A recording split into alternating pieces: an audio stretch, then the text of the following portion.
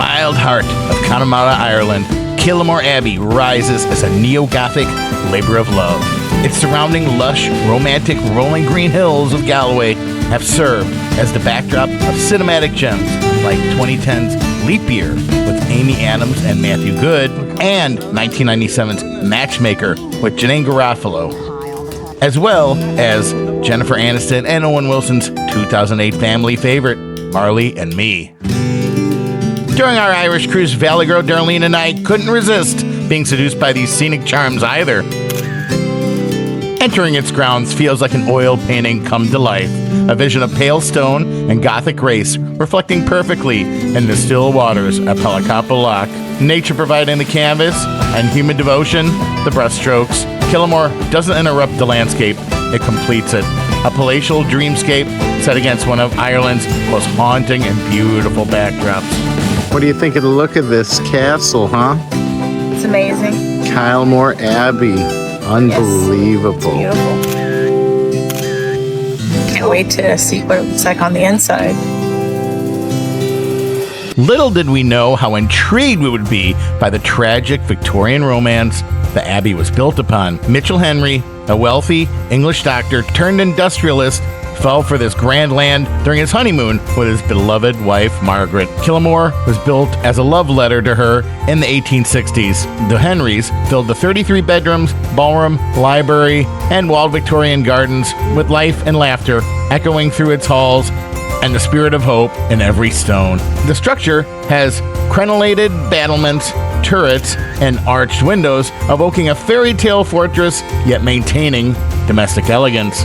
The facade reflects the romantic tastes of the Victorian elite who admired medieval imagery as a symbol of nobility and permanence. He commissioned architect James Franklin Fuller, one of Ireland's most prominent Victorian architects. Construction began in 1867 and finished around 1871. Built primarily from local granite and limestone, quarried from the actual surrounding hillsides. Stepping inside Kylemore today feels like crossing a threshold in time. The air is hushed and reverent, heavy with stories. Every corridor, trace of the Henry's opulent vision, carved oak, polished marble, and the warm glow of chandeliers that once lit very grand gatherings. The furnishings and artwork speak of refinement, yet also of tenderness, reminders that this was never just a display of wealth, but a home built from the heart.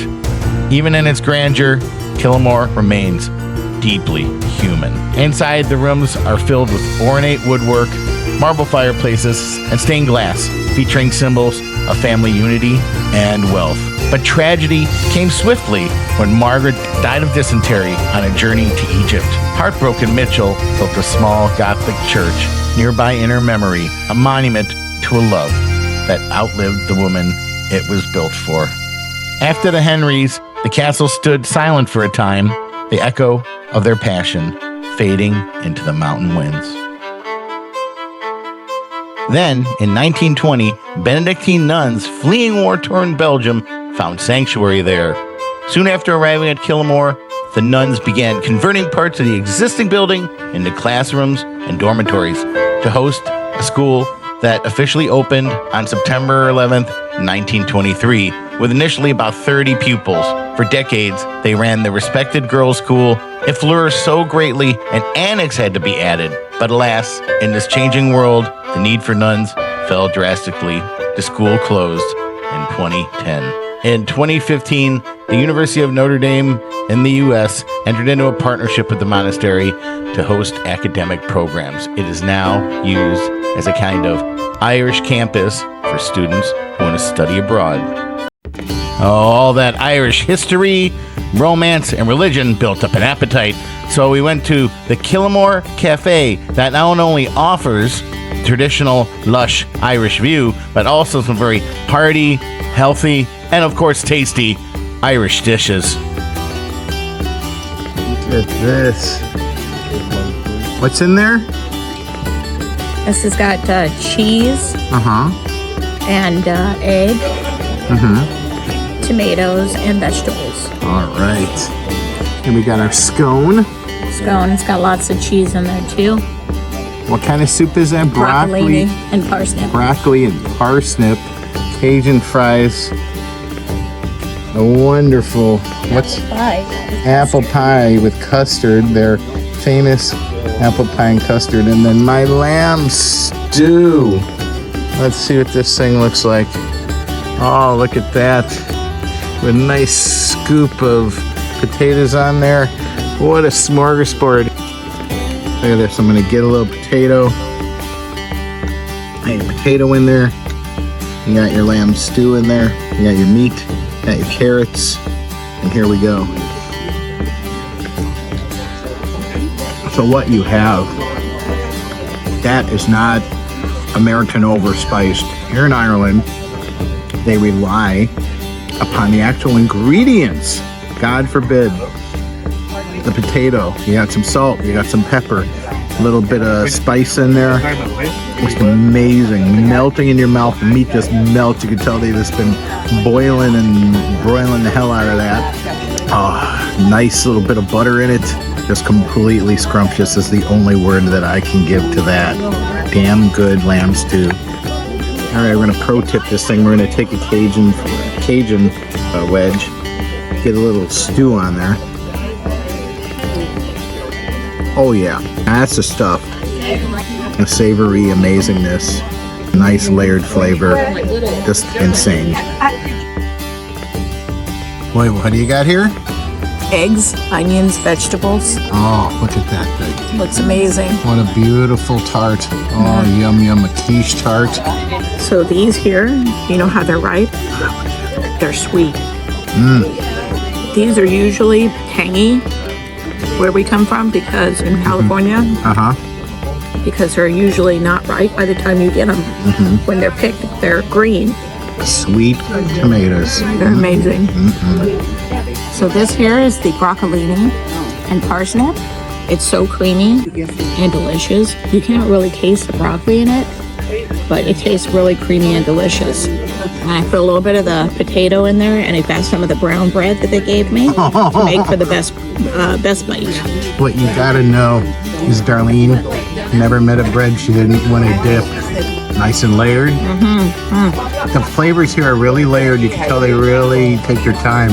You have the creamy and then a little bit of a zing with the potato. Right, here's the Erangel Bravit right here. We're gonna take some of the beautiful lamb stew and stick it on this scone that has tomato and cheese and love put in this. Oh man. Oh my God. You can taste the cheese. The cheese is ridiculous. And just a little bit of tomato. I tasted hints of tomato. Darlene says she doesn't see it in there. But I can taste it in there. It's just, and it just goes so well with the stew. Everything is just so hearty and delicious here. But we are just having a delicious feast here. Leaving the Abbey's stone walls behind, the Riverwalk feels like stepping into another world, one where Ireland's magic still lingers in the air. The path follows the Dalros River, winding through mossy woods and along a ribbon of light and reflection. Above us, the sky was a painter's dream, deep sapphire blue, brushed with soft, drifting cumulus clouds, each one casting soft shadows across the mountain. A small fountain once trickled down the hillside beside us. We could still hear its silent song blending with the murmur of the river, with a quiet picnic nook awaiting us on the other side of the path beneath the trees. The perfect picturesque pause in a perfect day.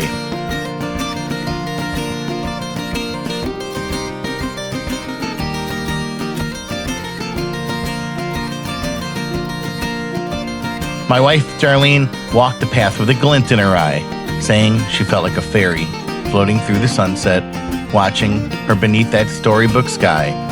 It was hard to disagree. All around us, the 12 Bends Mountains rose in their timeless triumph for the senses, cloaked in living color. Ferns unfurled beneath the ancient trees, and wildflowers leaned towards the light, and every breath of the wind felt enchanted. As we took our last steps with a different view from the back of the Abbey, Kylemore seemed to shimmer between past and present, a living poem written in stone and sky, its story is one of contrasts: love and loss, grandeur and humility, devotion and endurance. The Henrys had built it as a symbol of affection and ambition, and the Benedictine nuns transformed that vision into one of faith and service. Around it all, the Connemara Hills still rise, as they always have, wild, weathered, and eternal, just like our journey had been circumventing Ireland. Walking away, it felt less like we had visited a castle or an abbey, but lived a true experience of the beating heart of Ireland itself. You know you don't watch 2 more travel videos from Hollywood Greg and Valley Girl? Check us out on our socials at Hollywood Greg LA. And don't forget to like this video and subscribe to our channel.